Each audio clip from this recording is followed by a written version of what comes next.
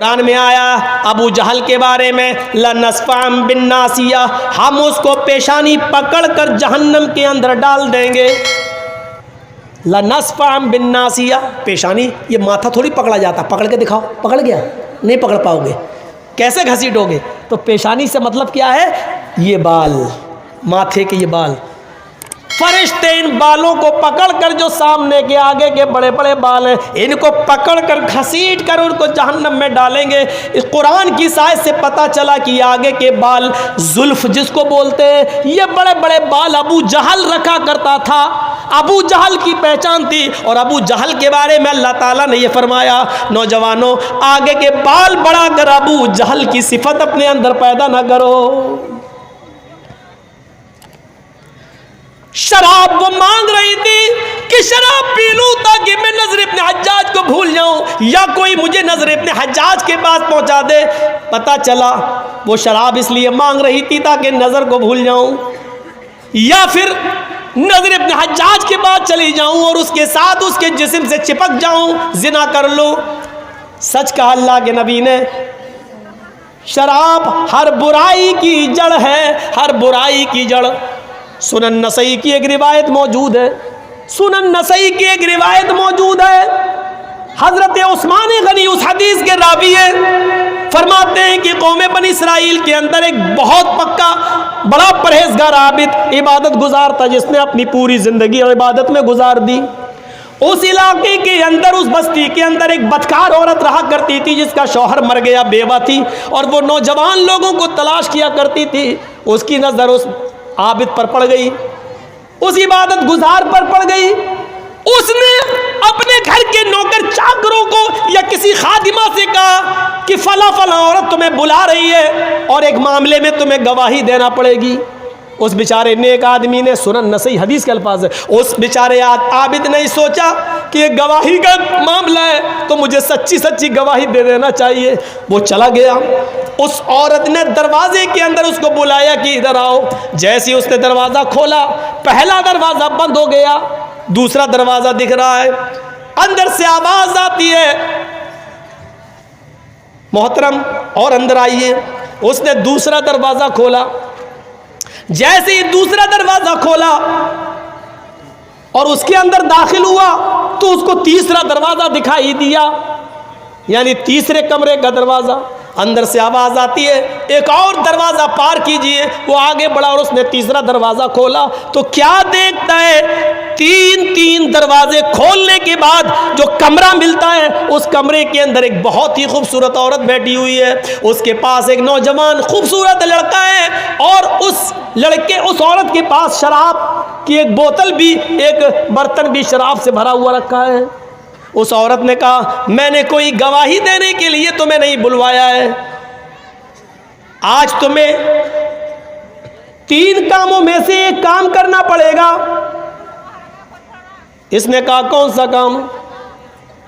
کہا، یا تو اس لڑکے کو قتل کرو جو نوجوان ہے، اٹھاؤ یہ تلوار چھری اور اس لڑکے کو قتل کرو۔ اس نے کہا، بھائی یہ کیسے ہو سکتا ہے؟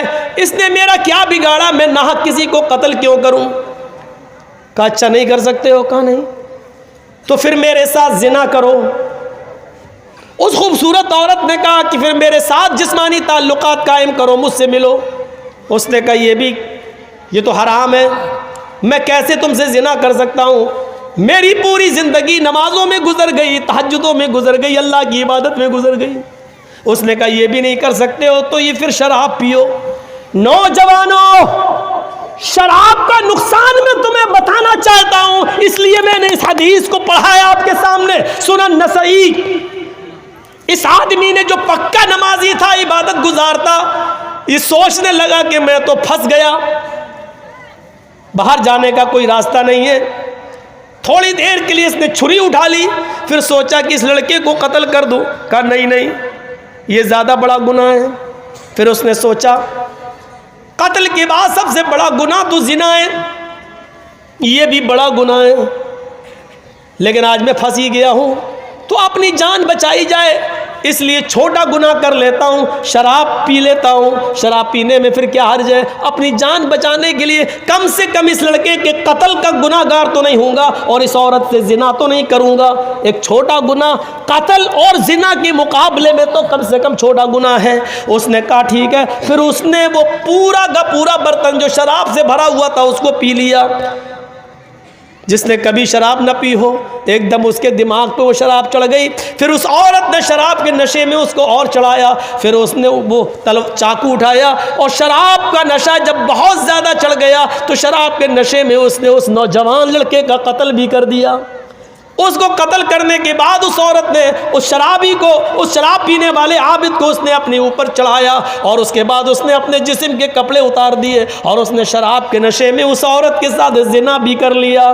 میرے بھائیوں، یہ پوری حدیث سنن نسائی کے اندر عثمان غنی رضی اللہ تعالیٰ عنہ سے روایت ہے، پوری منقول ہے۔ اب آئیے اس واقعے کو سامنے رکھ کر دیکھیے کہ پہلے تو وہ قتل بھی نہیں کرنا چاہتا تھا، وہ زنا سے بھی اس نے منع کر دیا تھا، لیکن جب اس نے شراب پی تو شراب کے نشے میں چور ہو کر اس نے قتل بھی کر ڈالا، زنا بھی کر ڈالا، اور شراب تو پہلے ہی پی رکھی تھی، یعنی ابھی تو ایک گناہ نہیں کرنا چاہتا تھا، شراب پی کر اس نے تینوں گناہ کر ڈالے ہیں۔ سچ کہا اللہ کے رسول نے، شراب مت پینا، فَإِنَّهُ رَأْسُ كُلِّ فَاحِشَةٍ، یہ شراب ہر برائی کی جڑ ہے۔ شراب پینے والا پھر زنا بھی کرتا ہے، شراب پینے والا قتل و قتال بھی کرتا ہے، اور شراب کے نشے میں جو لوگ دھت ہیں اور نالیوں میں پڑے رہتے ہیں، دیکھیے وہ اپنے گھروں میں آ کے اپنی ماں کو گالی دیتے ہیں اور اپنی بہن کو بھی گندی گندی گالی دیتے ہیں۔ میرے بھائیوں، وہ اپنی بیٹیوں کو بھی گالی دیتے ہیں، کیونکہ شراب انسان کو اس مقام پر پہنچا دیتی ہے۔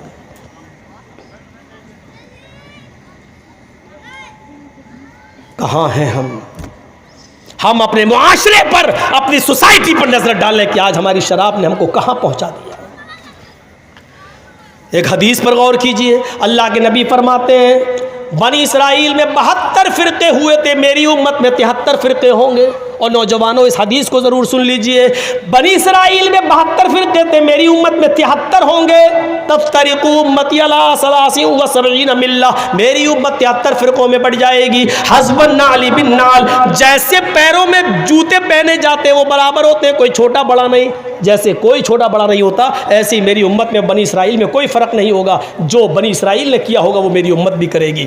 اس کے بعد اللہ کے نبی نے فرمایا حتی ان کان منہم من اتی علی امی علانیۃ لکان فی امتی من یصنع ذلک، اگر بنی اسرائیل میں کسی نے اپنی ماں کے ساتھ کسی چوراہے پر منہ کالا کیا ہوگا، نوجوانوں سنو، اگر بنی اسرائیل میں، یہود و نصارہ میں کسی نے اپنی ماں کے ساتھ اعلانیہ سب کے سامنے چوراہے پر زنا کیا ہوگا، اپنی ماں کے ساتھ منہ کالا کیا ہوگا،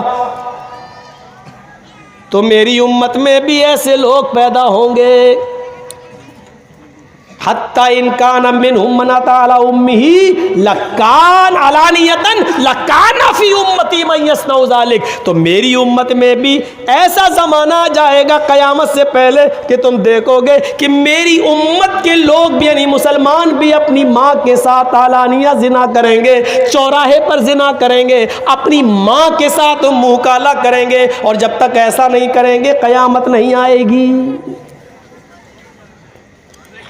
ایک بیٹا اپنے ہاتھ سے اپنے ماں کے گریبان کو چاک کرے گا، ایک بھائی اپنے ہی ہاتھوں سے اپنی بہن کے دامن کو چاک کرے گا،